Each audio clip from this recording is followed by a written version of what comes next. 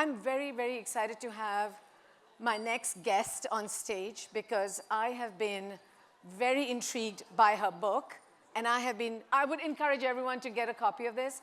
It is an amazing book to read. And the thing that really intrigued me about Kim's book was she starts with the premise that we are all outsiders.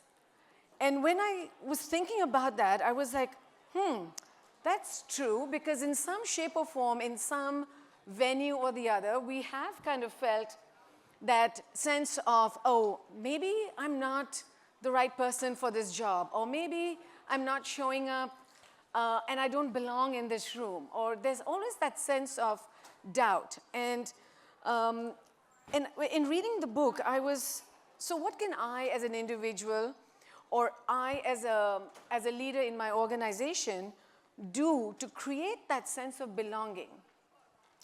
And to that end, we were delighted when Kim agreed to be with us, and I know she's super busy, and so we're delighted that she's with us here this afternoon. So please join me in welcoming Kim Dabbs.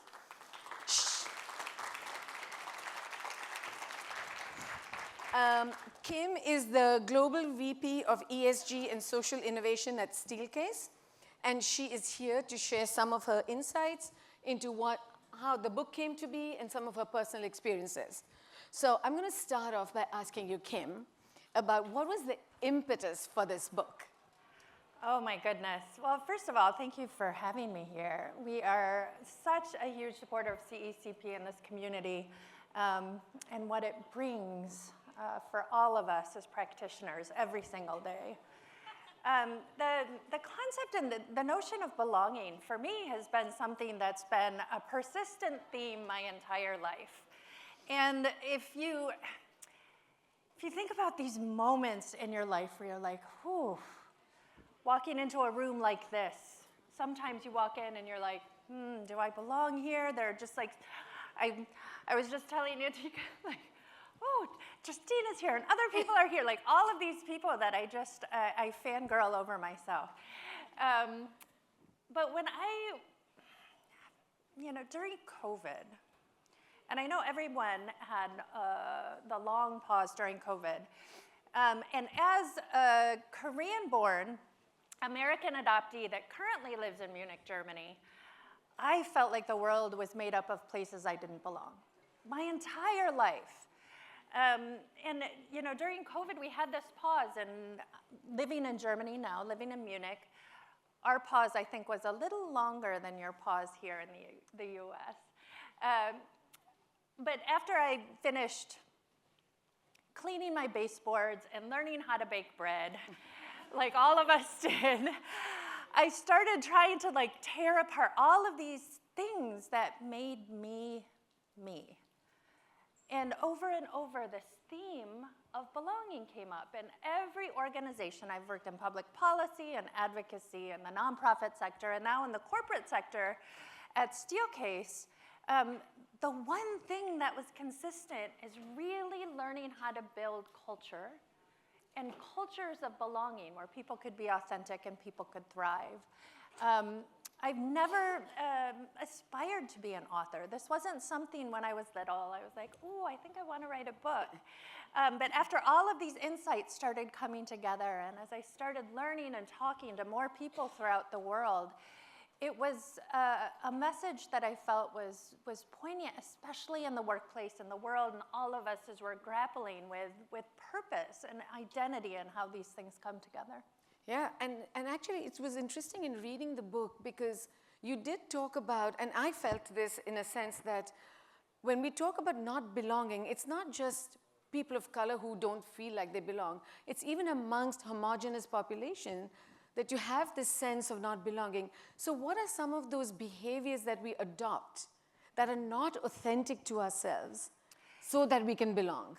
Yeah, belonging right now is one of those, I think one of those words, one of those concepts that's starting to pull away. And as we're living in such a polarized world, people are talking about this. Like, are we separating DEI from belonging? And I'd say absolutely not. You cannot have belonging without diversity, equity, and inclusion. And that road to belonging is even farther, and that gap is wider for people of color, for women, for people from socioeconomic backgrounds. So I would say first, yes, there is a long road ahead.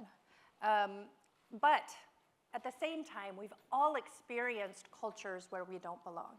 And it could be the city that we live in, it could be the country that we live in, it could be the meeting room that you walk into, it could be the table that you have to sit at. And when we have that feeling, and feelings of exclusion actually share the same neural pathways as physical pain.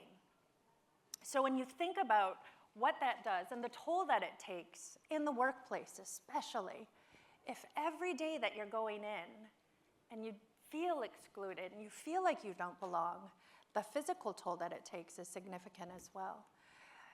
And you can almost feel it in your body before you even have the words to talk about it, Right. to be able to name it. So you hear these social cues of, you know, you're not professional enough, or I'm too this, or I'm too that. And the more that we're in these places and spaces of exclusion, we start believing those stories we tell ourselves. And for this belonging work, I think it's really important to interrogate both the culture and context that makes you feel like an outsider, and two, how to define your identity yourself so you can be seen, heard, and valued on your own terms. Yeah, and actually, as an immigrant woman who came to the U.S. In 2001, it was interesting when I joined corporate America to learn, like the water cooler chat on a Monday morning was all about football, and I was like, I don't even know what is quarterbacking something, or whatever. So you have to learn all those phrases. And if you don't, then you feel like, oh my God, I won't fit in. Yeah. And so I absolutely, and that's why this book resonated with me so much, because it was like, that was my experience a little bit coming into this world. And I'm sure it's the same for people who go to other countries, to your point, like, the cultures are so different. And you have to learn to, actually you tell me, so to get to that sense of belonging, there is this journey you have to go through that you talk about in your book. Yeah, when we think about belonging, a lot of times we think about it by the people that are around the table. They get to decide if we belong. And the premise of the book is really, no, we already belong. We as individuals understand and know our identity. And are those cultures actually made to really foster inclusion, to foster equity? So this journey that I take people through is really a personal journey of exploration around identity. And I talk about 4 different identities that each of us hold within our lives. Our lived identity. And a lot of times people think about this through a diversity lens. These are the things that we inherit when we're born. All of those things that we can't change. I can't change the fact that I was born in Korea. I can't change the economic conditions I was born into. The next one is really that learned identity. And these are the choices we get to make in our life. I chose to work in this sector. I chose to be a mother. I chose to be a wife. All of these things are choices, but when you look across the cultures that you're working in and you're living in, what choices are for me are not equitable choices for everyone. So that's that E, that equity lens. And then I talk about our lingering identity. This is the one that everyone experiences. It's your default position when you're in situations that you feel exclusion. And that to me is like when you walk in, the fight or flight fires up in your brain, and you think, whew, I don't belong here. And then you start to tell yourself these stories about who you are and where you belong. And I really think that there's an opportunity for each of us to rewrite those stories that we tell ourselves and understand the context that we're working and living in a lot better. And that's the inclusion piece. Just because we're there, and just because we're in the same room, or in the same meeting, or at the same board meeting, doesn't mean we feel belonging. It doesn't mean that we feel included. So you've got the D, E, the I, but to me, the outcome of all of this is belonging around our loved identity. And this is when you've done that identity work, you understand how you want to be seen, heard, and valued. You have agency in your life, and that's when you start really being able to lean into authenticity.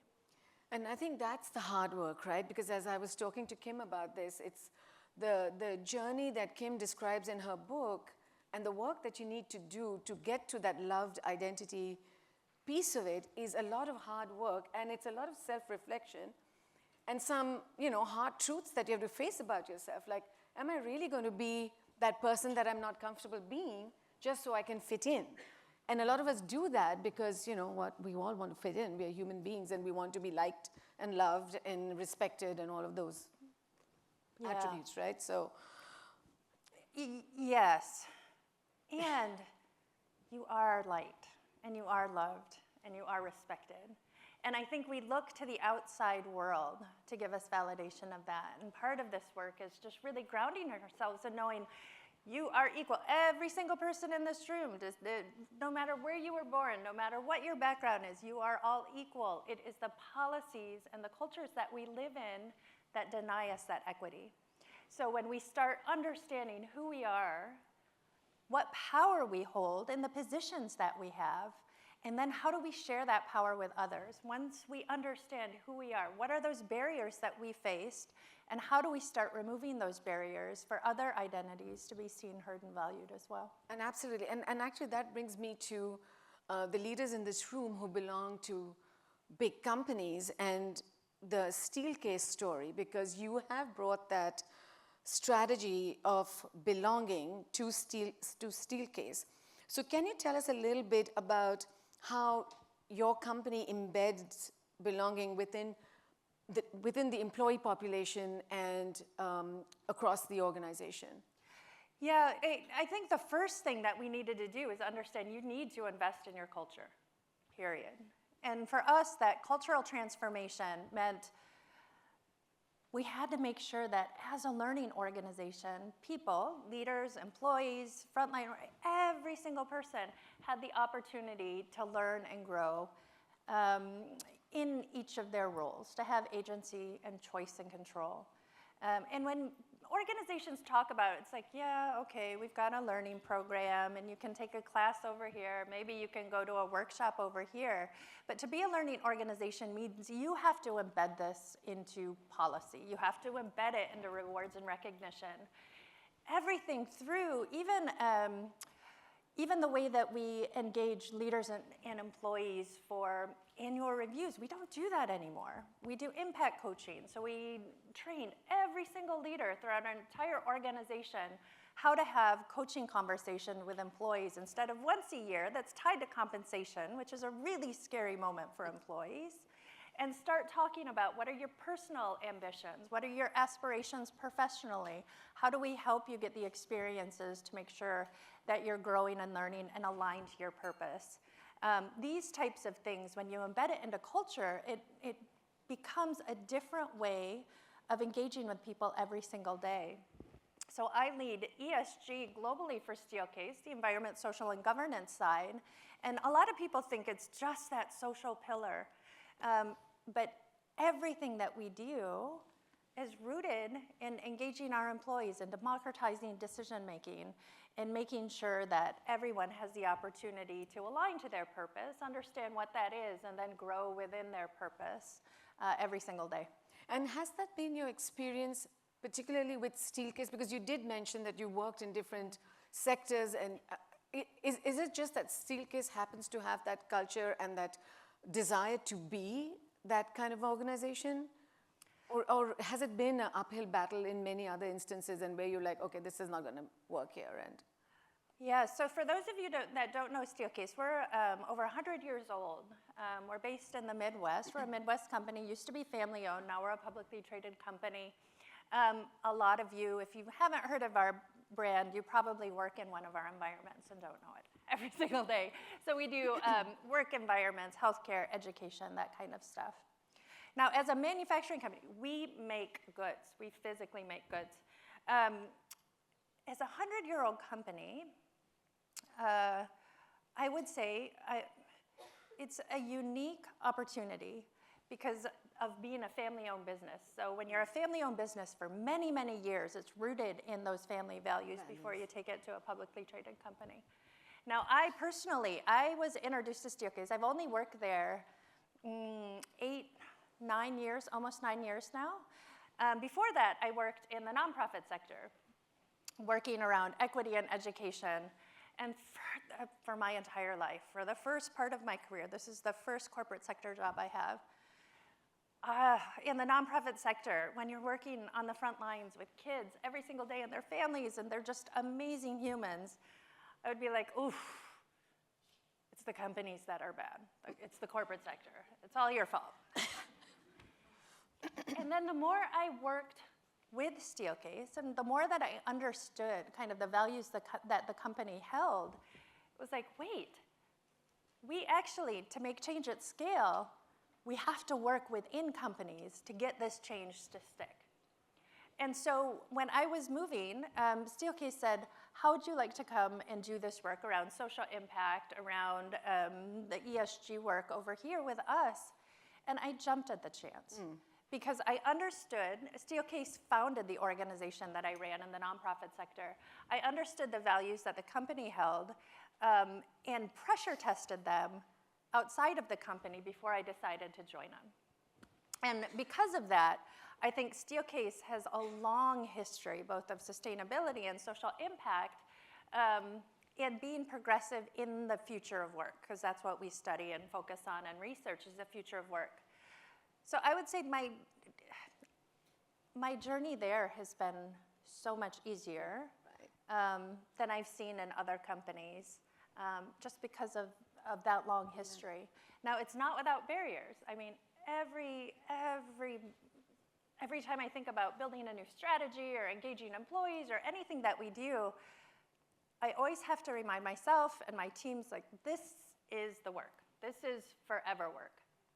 If we think that this work is going to be done when we hit a new fiscal year, when we hit our 20-year goal or 40-year goal or whatever that may be, there is always more work to be done. So with these types of adaptive challenges, we have to understand and engage in new and different ways and push the company on that journey to realize this isn't like a start and stop thing. There's no finish line to this work. We can make progress, but there's always more progress to be had.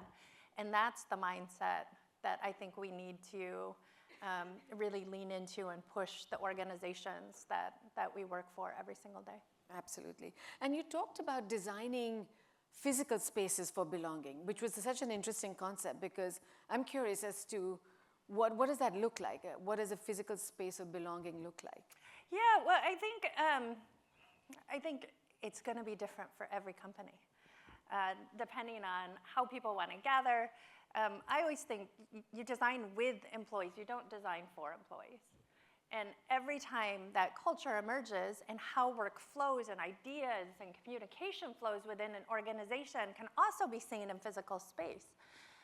So when I think of reducing hierarchy, reducing friction around that communication, about how you show up, about how you humanize that work experience, one of the things that we did a bit ago is we rethought leadership spaces. How do you design for trust? How do you design for engagement, communication within an institution? And a lot of times you'll see executives, and you go up the high rise all the way to the top floor, and then you maybe get past a couple people that finally let you in for that one time a year. You get to see the CEO, and then you see the CEO, and you're so scared because you made this long journey up there. You don't really have a human conversation. Yeah. And so what we did was we rethought leadership spaces and had insights around that about how people engaged and interacted. And we took all of the executive spaces and we put them on the main floor. And we put them right in between the crosswalk in between our learning center and our innovation center. So that means all of our executives are out in the open, that they don't get their own special coffee counter. They have to go out and have coffee with all of us and wait in line, and you'll see Sarah, our CEO, and you'll see Beth, you'll see everyone every single day. And those micro, small interactions actually makes you see people as people. Yeah. And when you start to design for those small interactions, it changes the way that an entire institution starts to move and flow and communicate. And we've done that across multiple different functional adjacencies, like if we wanted HR to work more with finance, or if we wanted communications to work more with product design, we just start shifting their space, and we understand that space shapes culture, and that culture is made up of all of these movements, all of these behaviors over time.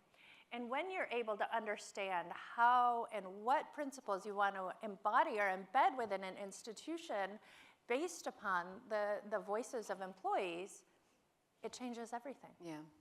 Yeah, I think that's a really interesting concept. And the concept that we had of these open offices that at one point was all the rage, and everyone sort of tore down the walls, and you had all these open spaces.